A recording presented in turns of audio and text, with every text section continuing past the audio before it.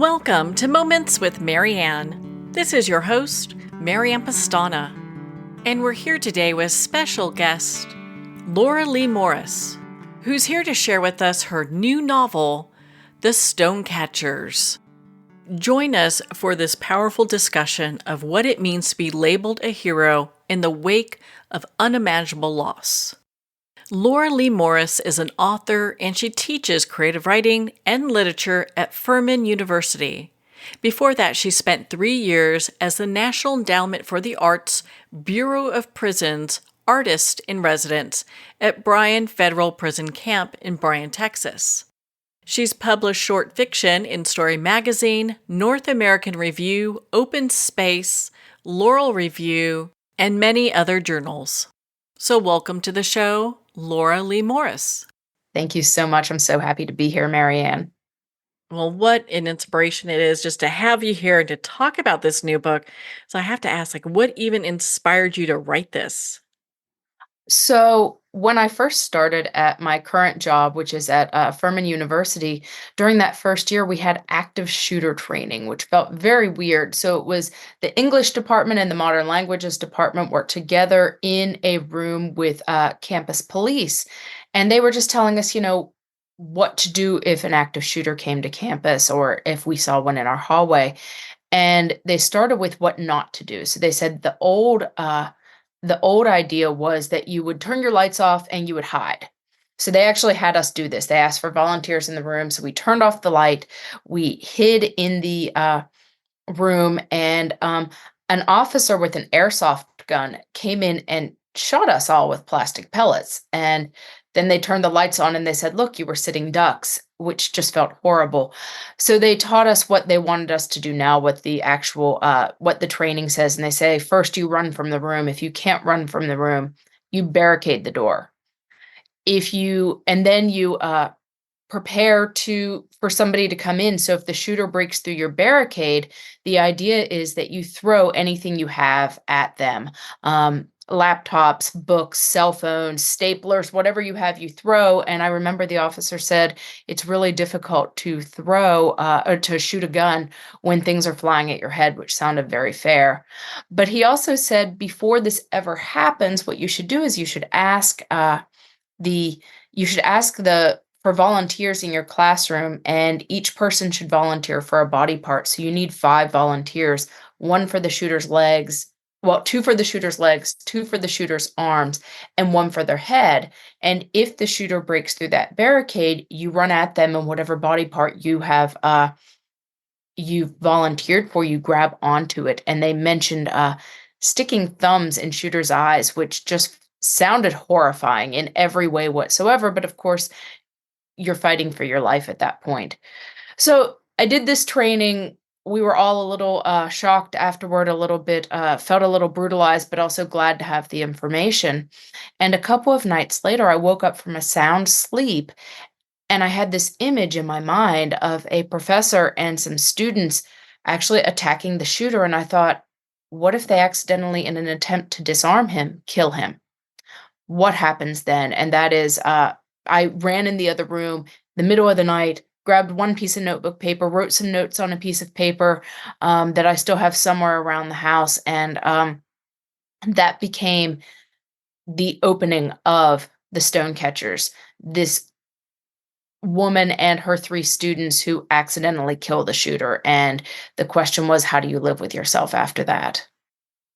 It's unfortunate that we're even having to be in an era where we have to talk about these things. Oh, yeah. But they need discussion because it's happening. There's nothing we can do, it seems, at this point to try to diminish this. So I'm assuming that just being educated, like you're saying, and knowing what to do, hey, that's great. At what point did you decide, okay, this is something that we need to really look into because that could happen. Mm-hmm. Oh, it could definitely happen. And it does happen is the thing. I mean, this is people, I mean, mass shootings happen every day. There was a case, and I am blanking on the details of it. There was a case in North Carolina where somebody killed killed the shooter, and everybody cheered for them, and it was this, yay, this great person did this good deed. But then the news cut off. Like, it's a couple days, the news cuts off, and what I was asking, what I really was left with is what happens after the cameras go away? Because there is something about, yes, we did a good deed, but even after, and some people are going to call those people heroes, but after the cameras leave, after people are done patting you on the back, you still have to just deal with the fact that you've killed somebody. And while some people are trained to do this in their lines of work, it's still traumatizing for them. And if this isn't anything you ever expected to have to do, how do you make sense of that in your own life? So that was kind of where my brain was going, where my mind was going. And I'm not sure we've ever seen anybody ask that question. It feels like the news cycle stops at about 4 days after an event. I wonder about the mental health of the people who are not trained to do this. I Yes. mean, especially if we're asking students to volunteer, we're really asking them to volunteer for something that may end their life. Yes, and in my own classroom, so I teach in the main building at Furman University, or the original building. It's called Furman Hall, and I always teach small writing classes. Our writing classes are capped at 12, so we have these classrooms that are just inside the front door of the building, and none of them have windows, so there is no running away. And if somebody comes in the main door, we would be those people. And I used to have the talk with them every semester at the beginning of the semester about what do we do and does anyone want to volunteer? And I haven't done it in recent years. And the last time I did it, a student actually, like, the students were happy to have the conversation, but then suddenly one of them looked at me and they said, but we probably won't live through this. And I said, that's right. Not everybody will live through this. We're not looking to save our own lives. We're looking to save the lives of the people in the next classroom. And that student started crying. And I totally understood it. It is a terrifying proposition to think, if this happens, even if I do everything I'm supposed to do, there's a very good chance I won't survive it. Wow. That's just heartbreaking. That's really just heartbreaking. It is. So, with the Stonecatchers, where is that set?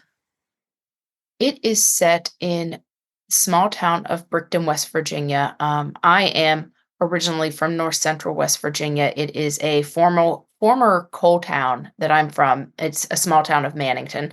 I'm from a former coal town that it doesn't have much industry now. It's become a fracking center. And just the other day, I was listening to an interview with Ann Pancake, and she called West Virginia both post-coal and post-industrial. And I would say that Brickton, West Virginia is made up of this post-coal, post-industrial place where nobody's quite sure what the next, what's going to economically feed the town. And so we're in a small community college there, and the community college is made up of a lot of former miners who are trying to figure out what's next for them at the same time that the fracking boom's happening. So it's very Appalachian, very small town, and very much like my own home state, and with the people facing a lot of the economic turmoil that I think all of that state is facing right now. Well, on that note, we're going to pause here for a quick break. We've been speaking with Laura Leigh Morris in regards to her new novel, The Stonecatchers. You've been listening to Moments with Marianne. We'll be right back after these messages from our sponsors. Are you an author, speaker, or expert who is looking for more publicity? Visit radioguestlist.com and sign up for free interview requests from shows looking for guests. Radio Guest List is the #1 free booking resource for radio, podcasts, and TV talk shows who are looking for experts like you right now. Visit radioguestlist.com and sign up today to get the visibility you deserve. There comes a moment when you realize you're somewhere special.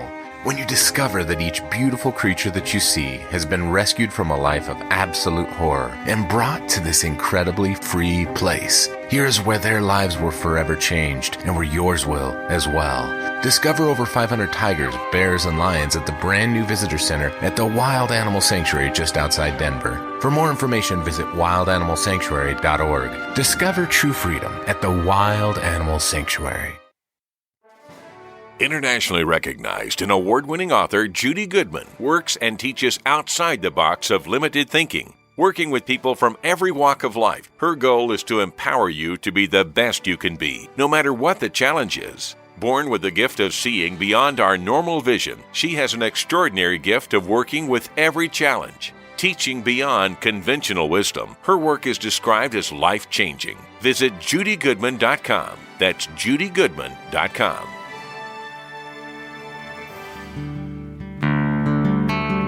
I'd like to thank Jason Eastwood at Guitarfulness for sharing his inspiring music and talent with us. His music is known worldwide for cultivating atmospheres of harmony, inner peace, and clarity. Visit Jason's website at guitarfulness.com. Join his newsletter, be part of his community, and download his music. Welcome back to Moments with Marianne. We're here today with special guest, Laura Leigh Morris, who's sharing with us her new novel, The Stonecatchers. How did you develop the characters for Stonecatchers? Oh, that's a great question. I really thought about who are the people who are going to end up in this place. I had to think about who are my characters who are going to end up actually killing the shooter. And I thought about the professor would step up. I wanted to think that the professor would step up. And I think she was never me. She's still not me. In fact, she's younger than me. She's in her late 30s. But I thought that a woman who had kind of fallen into teaching would be a part of that. And I kept thinking about what is her connection to each of her students? Who are the students in here? Where I teach now is mainly a traditional university where the students are of a traditional age, of traditional backgrounds. It's a small liberal arts college, but I thought, who is going to the community college in West Virginia? And I thought, grown people, if the community college is about, it has a lot of former coal miners, at least one former coal miner is going to be there. So Donetta Freeman is my professor character. And then one of her students' names is Miller James. He is a former coal miner who is just looking for what's next. I think, as I say at the beginning of the book, he's not trying, like the people here aren't trying to change the world. They're just trying to change their own worlds. And that's what he's trying to do. He's a divorced father, trying to keep up with his bills, trying to take care of his daughter. And he's in this class with just some hope. And then I have some young people there. So Charlie Folger is a student who he just went after high school trying to figure out what's next in his life. And then there's Priscilla Silver, another young person who is a single mother, who's trying to figure out how can she raise her daughter the best way possible. So I was thinking about them. And then I also thought about who's my shooter. So the shooter never shows up in real time in the book beyond in the first chapter. But I thought, who is a school shooter? And often it is young white men. So Wayne Buckley is my shooter. And I thought, what connection does he have with these people? And he actually was a member of the classroom. So the 4 people who end up killing him are also 4 people who were learning with him and teaching him. And this is a question that goes through the whole book, like, why him? Why was he coming to this classroom? Why did we have to kill somebody we knew? And also, how did we not see that he was a killer? How did we not see that was what might happen? I mean, how do you approach writing such a sensitive and traumatic topic? I started with story. So I started with just what is the story here, trying to get at the into the minds of the people without making this a gory story. I don't want this to be a gory story. I don't want it to be a bloody story. But I also want to treat these people like people. And I think that's, for me, the biggest thing is, who are these people as people and how do they live their lives? Even Wayne Buckley, the shooter, and his mother, who's in the book, Edna Buckley, I wanted to think, who are they as people, not just as a shooter or as a victim or as a mother of a shooter, but who are each of these people as more than that, more than just what their stereotypes are. So I really dove into thinking about the individual people and why that matters. And I also after I'd written the first couple drafts of the book, I then did a lot of reading. I read Dave Cullen's books, Columbine and also Parkland, where he's really thinking about what causes school shootings and what happens to these people afterward and how does the town think about it. I listened to and read so many news articles.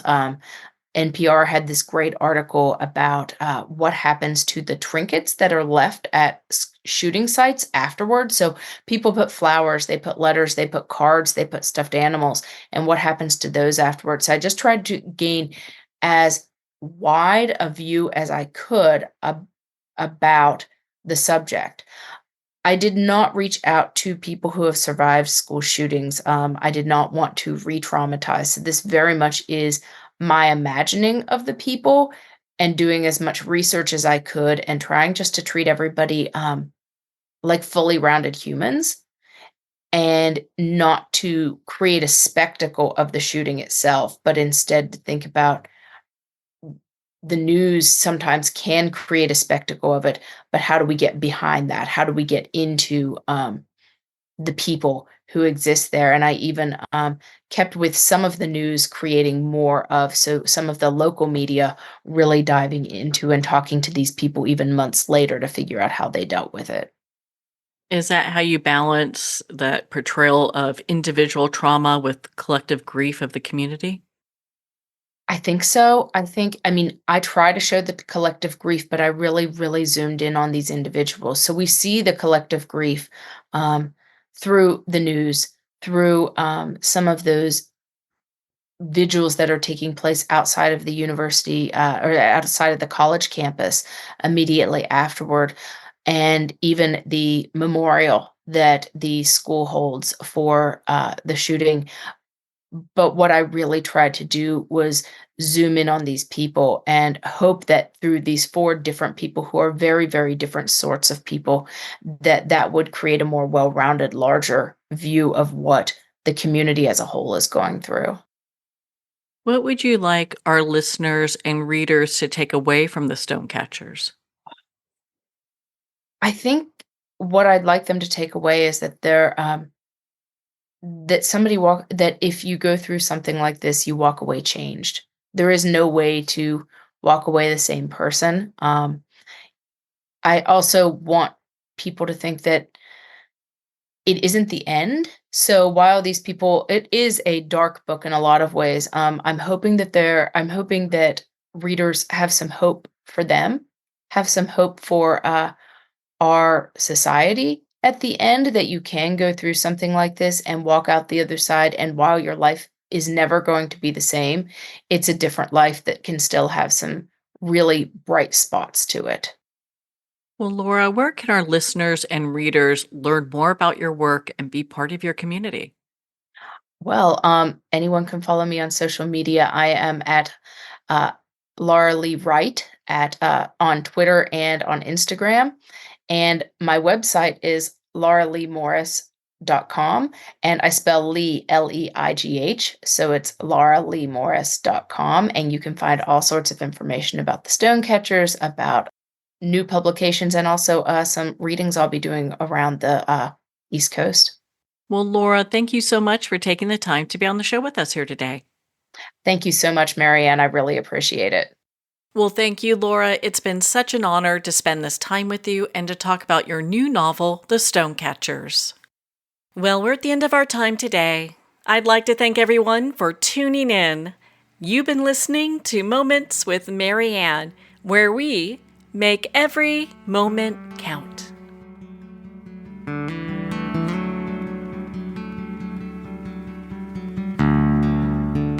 In a single moment, your life can change. Moments with Marianne is a transformative hour that covers an endless array of topics with the best of the best. Her guests are leaders in their fields, ranging from inspirational authors, top industry leaders, and business and spiritual entrepreneurs. Each guest is gifted and a true visionary, a recognized leader in her own work, and while teaching others to develop, refocus, and grow, Marianne will bring the best guest and sometimes a special surprise. Don't miss this. You never know just which moment will change your life forever. Make sure to tune in and visit momentswithmarianne.com for more information.